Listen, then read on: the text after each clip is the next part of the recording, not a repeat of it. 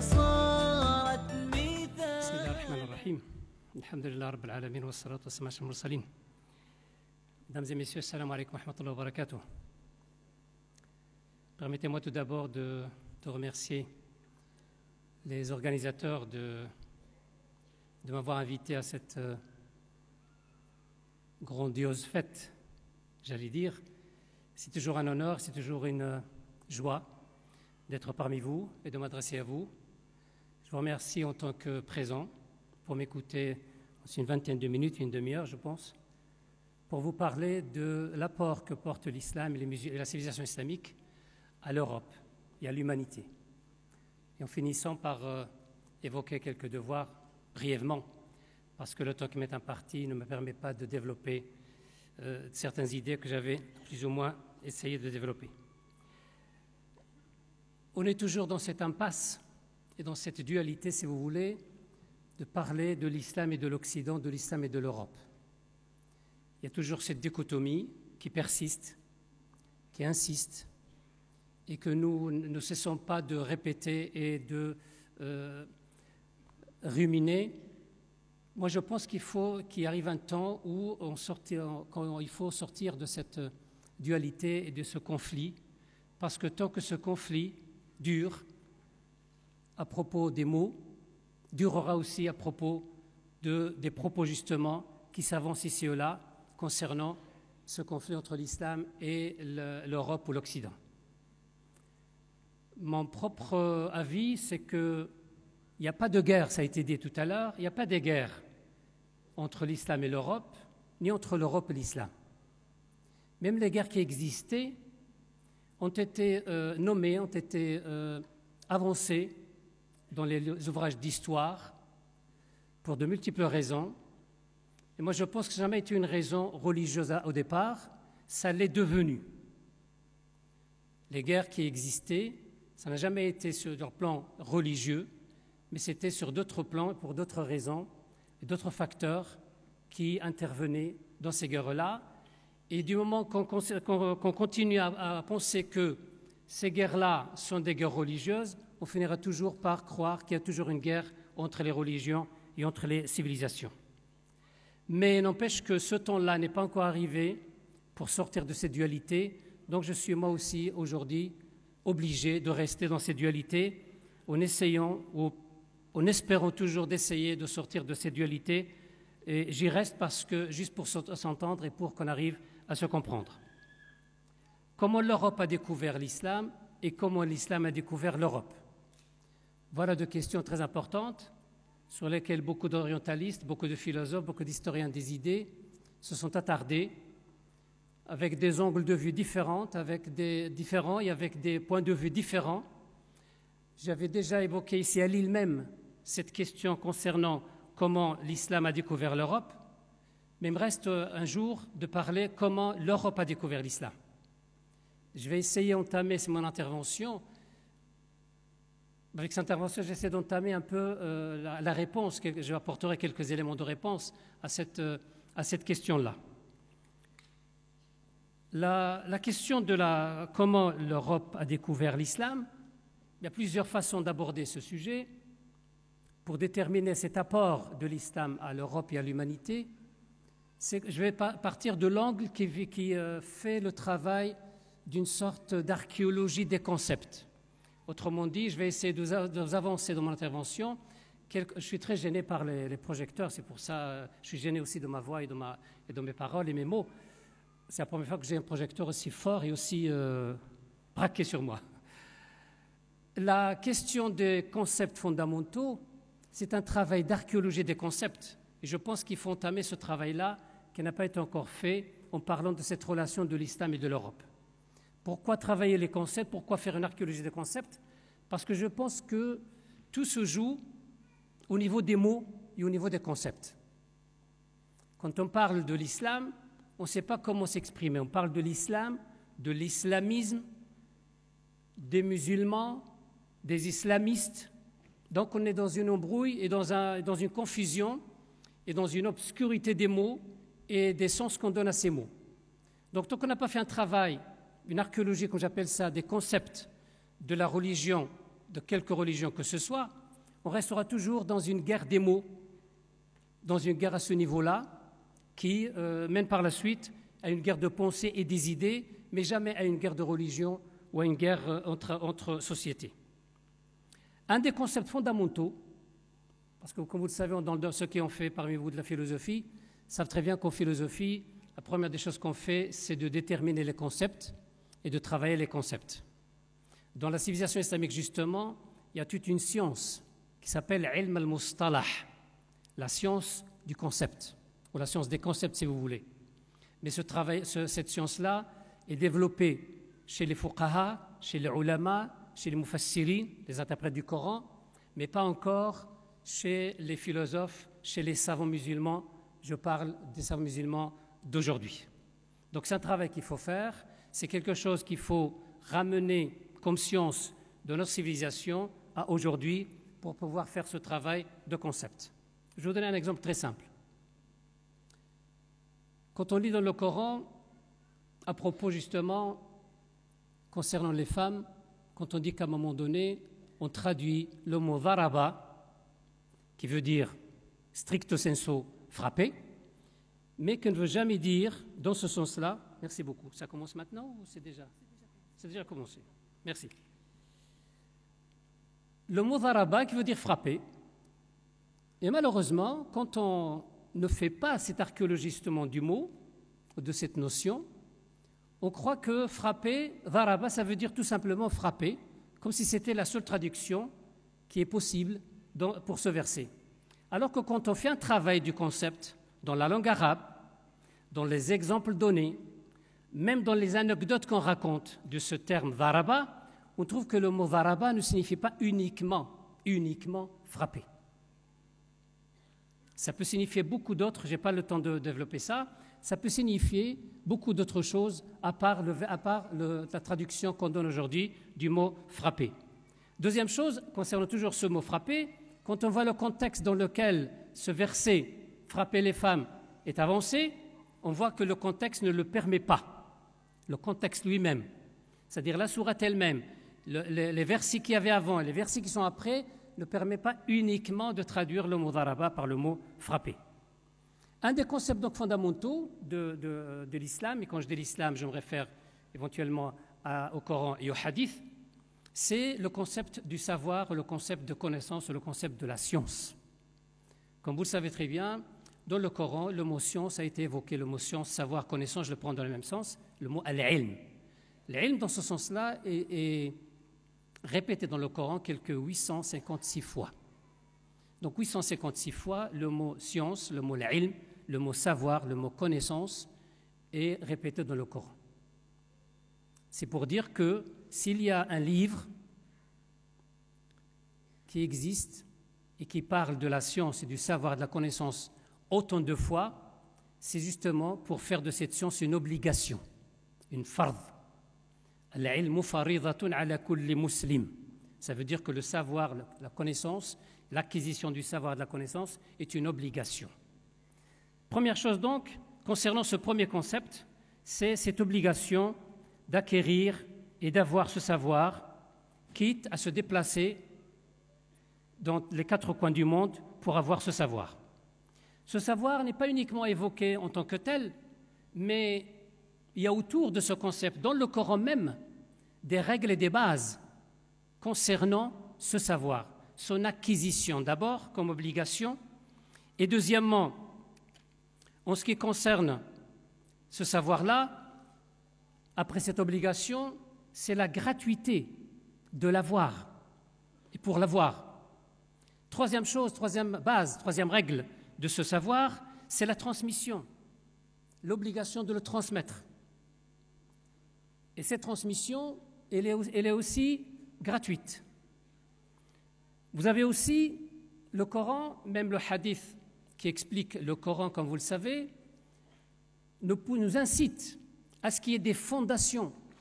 C'est des académies, des écoles, des universités, des centres d'études, de recherche, à ce qu'il y ait des fondations, justement, pour pratiquer cette science, pour qu'il devienne une science expérimentale Et c'est dans ce sens-là qu'on parle des fondations et des universités.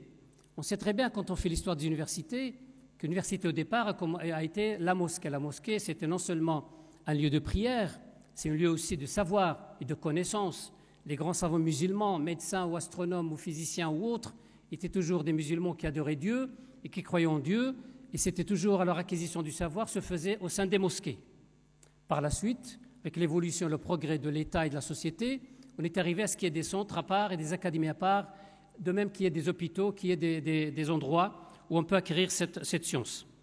Donc l'application de ces règles et de ces méthodes, leur transposition va être faite, cette transposition de ce savoir, non seulement sur le plan religieux, il va se transmettre sur d'autres plans, concernant les sciences expérimentales et concernant les sciences humaines. On va appliquer une règle dans ces savoirs, dans ces domaines épistémologiques, si vous voulez, du savoir, les règles qu'on a évoquées tout à l'heure. L'acquisition du savoir, la gratuité de l'avoir et la transmission, l'obligation de le transmettre et la gratuité de cette transmission, ainsi que l'obligation d'inciter les autres au savoir. L'histoire des sciences en islam, je ne vais pas m'attarder là-dessus, vous le savez très bien, on a beaucoup parlé ici et là, malheureusement pas assez encore, pour mettre en exergue, non seulement mettre en exergue, mais aussi pour exposer, pour exhiber ce que les musulmans ont apporté à la civilisation d'aujourd'hui concernant les sciences. Je ne vais pas m'attarder là-dessus comme j'ai dit tout à l'heure, parce qu'il y a beaucoup de choses à dire, en évoquant nos philosophes, en évoquant nos médecins, en évoquant nos scientifiques de tous bords, les mathématiciens, les chimistes, les géographes, les historiens, et j'en passe. Et c'est dans ce sens-là que le savoir dans la religion, dans l'islam, c'est un savoir qui devrait être un savoir pratique, pas seulement un savoir théorique. Ce qui veut dire un savoir pratique, un savoir qui porte, un savoir qui est utile à l'être humain, dont l'utilité est importante pour l'être humain, pour la civilisation, pour la société et pour l'humanité. Il y a deux savoirs, si vous voulez, il y a deux sortes de savoirs, ou deux sortes de sciences, si vous voulez, ou de connaissances. C'est un savoir utile et un savoir inutile, ce qu'on appelle en arabe al-ilm al-nafi' ou al-ilm al-dar. Un savoir qui apporte de l'utilité à l'être humain et un savoir qui fait du mal à l'être humain et à l'humanité. D'ailleurs, même dans le Coran, la théorie est toujours liée à la pratique et la pratique toujours liée à la théorie. La foi, par exemple. Il n'y a pas une seule fois dans le Coran où la foi est évoquée sans qu'on évoque la pratique de cette foi, sans qu'on invoque la traduction de ce savoir en comportement et en expérimentation et en acquisition pour être toujours utile pour soi-même et pour les autres.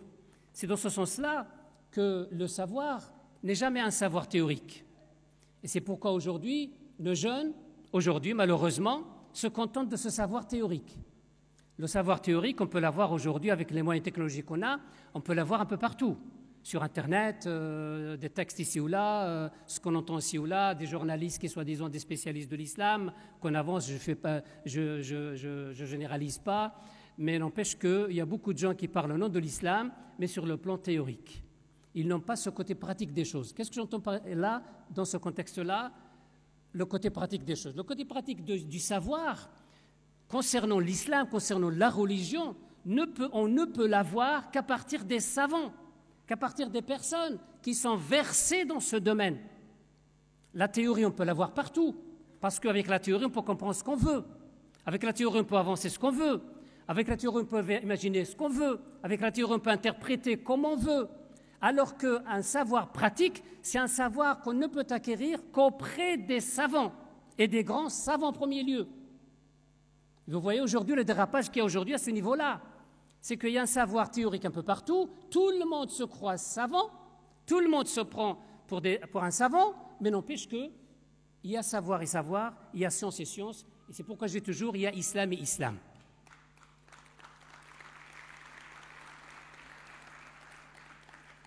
Je ne vais pas m'attarder sur ce premier concept, parce qu'il y en a une vingtaine de concepts que j'ai énumérés, et je suis sûr et certain qu'il y en a encore d'autres qu'on peut avancer. Deuxième concept très important dans le Coran, c'est l'unicité de Dieu. Donc c'est quelque chose par rapport au premier concept que l'islam a apporté à l'humanité, c'est la question du savoir, de la connaissance et de la science. Deuxième nouveauté, deuxième concept nouveau, entre parenthèses, renouvelé, si vous voulez, par rapport à l'histoire des religions et de la théologie, c'est l'unicité de Dieu. Ça a été dit tout à l'heure, quelques principes. Notre ami et frère Ahmed Jaballah, a parlé de l'unicité de Dieu en avançant tout ce qui se rapporte à ce concept d'unicité de Dieu. Donc je ne vais pas m'attarder là-dessus. Tout simplement pour dire que cette unicité de Dieu, sur le plan philosophique, ça veut dire quoi? Jaballah, que je remercie d'avance, a avancé le côté théologique, si vous voulez, des choses, mais l'unicité de Dieu sur le plan philosophique veut dire tout simplement libérer l'être humain, libérer l'homme de toutes sortes de divinités, libérer l'homme de tout marché, quel que soit ce marché, libérer l'homme de sa conscience individuelle, libérer l'homme par rapport à la société en étant un agent, un acteur social dans la société. Libérer l'être humain ne peut se faire qu'en croyant en un seul et unique Dieu. Sinon, autrement, on tombe dans l'association et on tombe dans tout ce qui est forme d'associationnisme. Troisième concept important aussi qu'a apporté l'islam à l'humanité concerne la vision du monde qu'on a, nous les musulmans, par rapport à d'autres visions du monde. Vous savez, la fameuse Weltanschauung allemande, c'est toute une philosophie qui a été développée chez des philosophes allemands, français et d'autres. N'empêche que la vision du monde pour un musulman, où le sens de l'adoration ne se limite pas, stricto sensu, à la théologie et au rapport entre Allah et l'homme et Allah. Mais c'est un rapport par rapport à tout le monde. L'adoration, ça veut dire tout simplement, en quelques mots, tout ce qu'on fait. Tout ce qu'on fait est observé et connu par l'omniscient, par l'omniprésent et par l'omnipotent. Pour un musulman qui a cette conception du monde, qui a cette vision du monde, ne doit agir en quel que soit, de quelque manière que ce soit, de quelque façon que ce soit, et en quelques termes que ce soit, avec lequel on s'exprime, n'empêche que ce musulman-là doit avoir toujours présent qu'il y a toujours un Dieu présent avec lui. C'est cette présence divine qui fait de nous des vrais musulmans. Et je pense, pour ouvrir une petite parenthèse, un musulman qui se croit et qui a une foi, que j'ai avancé tout à l'heure, la foi de croire qu'il y a une présence divine, je ne pense pas que cet homme-là, ce musulman-là, va faire du mal aux autres, va terroriser les autres, va aller au-delà de son humanisme, parce que c'est quand même une guerre avec soi-même avant qu'elle soit avec les autres. Un terroriste, c'est d'abord une guerre avec soi-même. C'est d'abord un terrorisme qui commence par lui-même, contre lui-même. Donc ce qu'il fait par rapport aux autres, c'est une projection de ce que j'appellerais de cet auto-terrorisme par rapport aux autres, pour essayer de projeter sur les autres, pour montrer qu'il est fort, alors qu'au fond, il est faible. Et un musulman, un vrai musulman, il n'est jamais faible, dans ce sens-là. Cette vision du monde, en général, par rapport à d'autres visions du monde, d'autres conceptions du monde, elle est basée sur un concept. C'est le concept du mouvement. Ça veut dire du progrès et de l'évolution.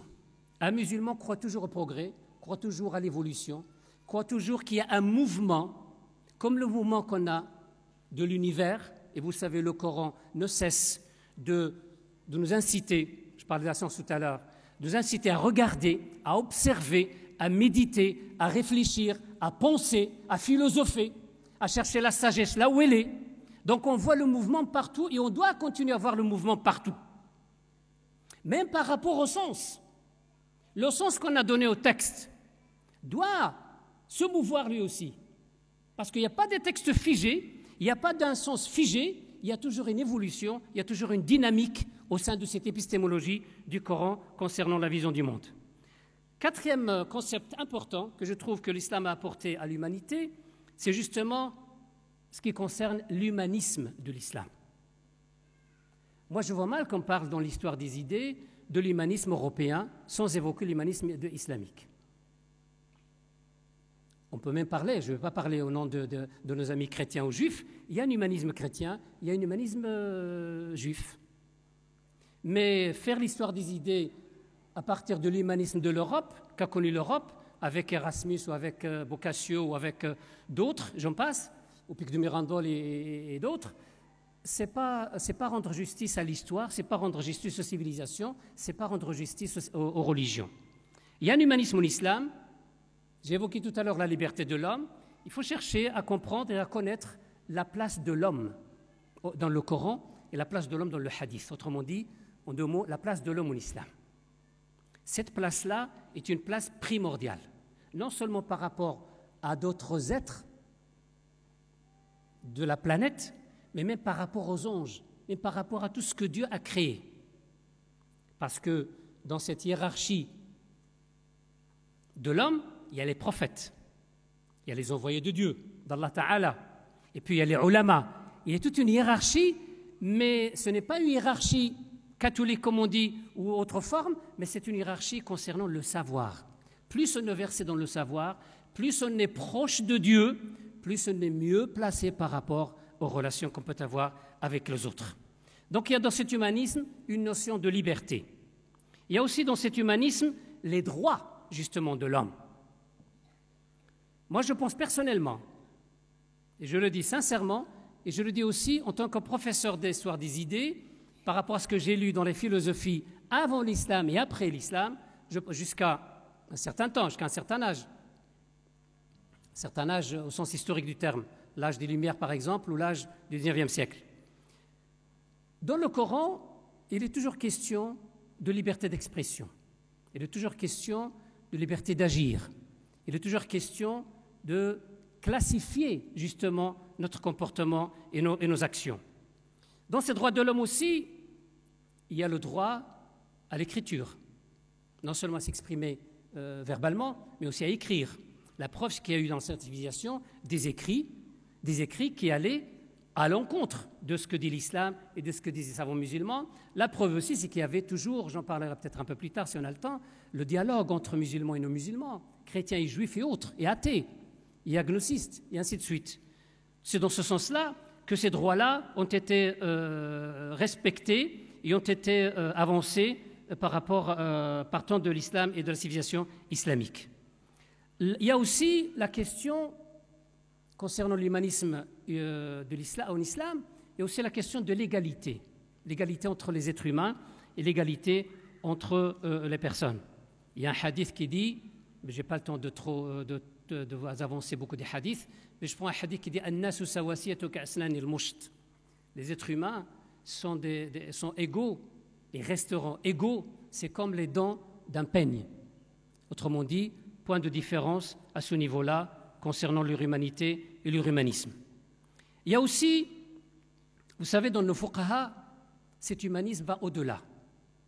Le fuqaha nous démontre que cet humanisme va au-delà de ce que j'ai avancé tout à l'heure.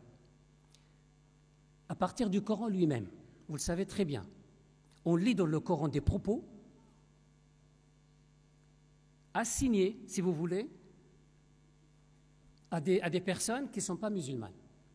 Autrement dit, le Coran avance des idées, avance une foi, si vous voulez, de certains êtres humains qui ne sont pas musulmans, et le Coran avance ces versets-là, il le transcrit en versets, et nous lisons le Coran quand on fait nos prières. Donc nous lisons quelque chose, nous y lisons des idées, nous psalmodions des idées qui ne sont pas les nôtres, qui sont des idées des autres, qui ne sont pas des musulmans.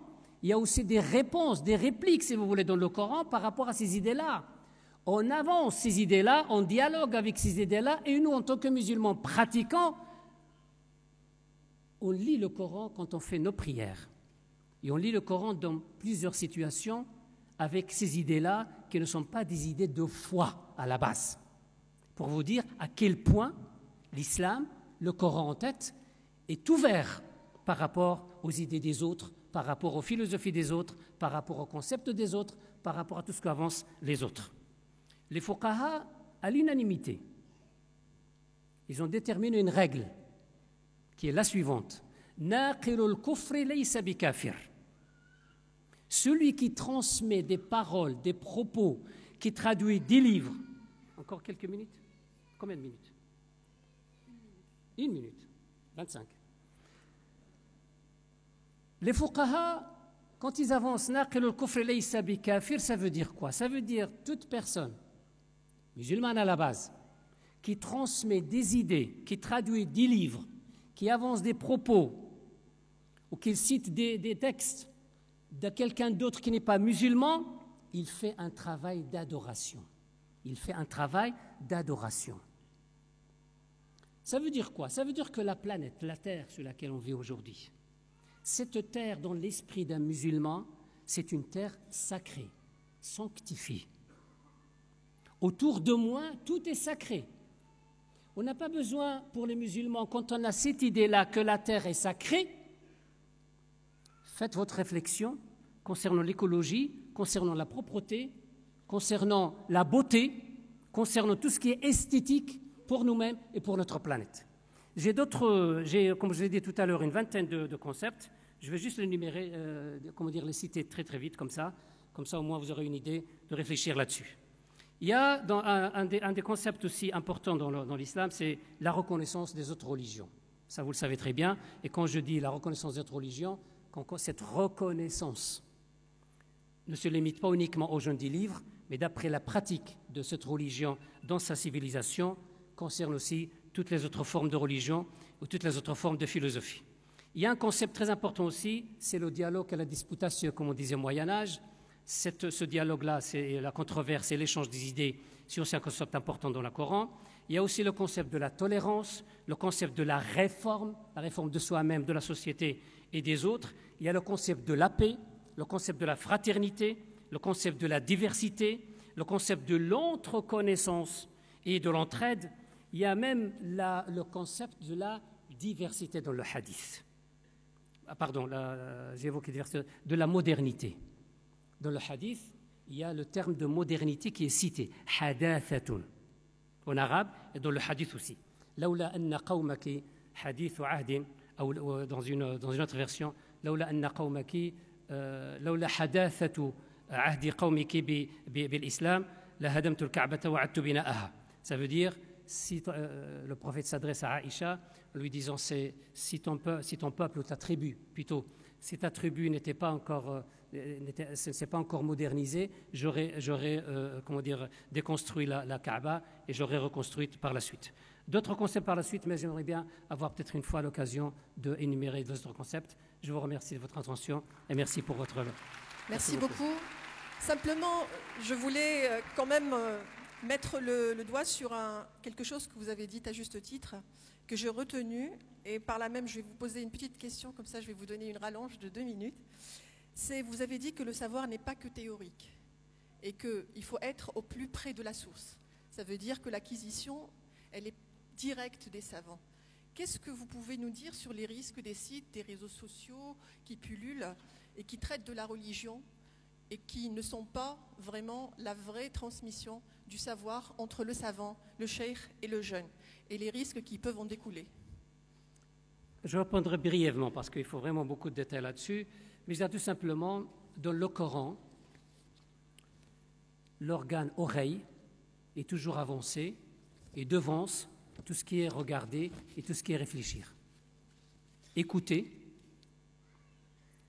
est avancé dans le Coran à plusieurs reprises. On n'a jamais parlé d'écoute, on n'a jamais parlé de regarder ou de réfléchir avant de parler d'écouter.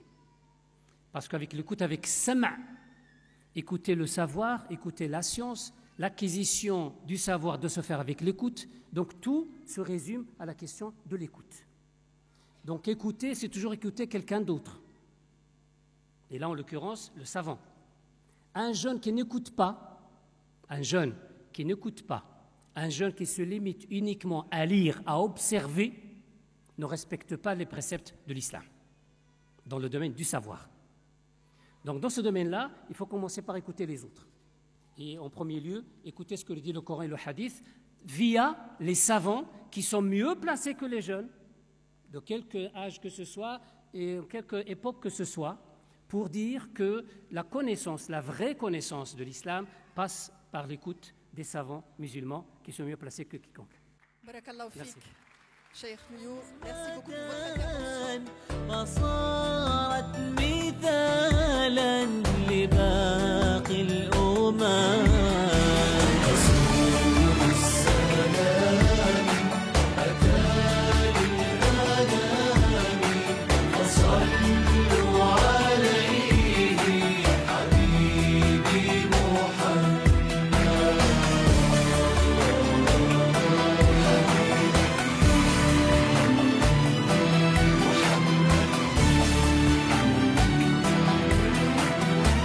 صلى الله عليه وسلم.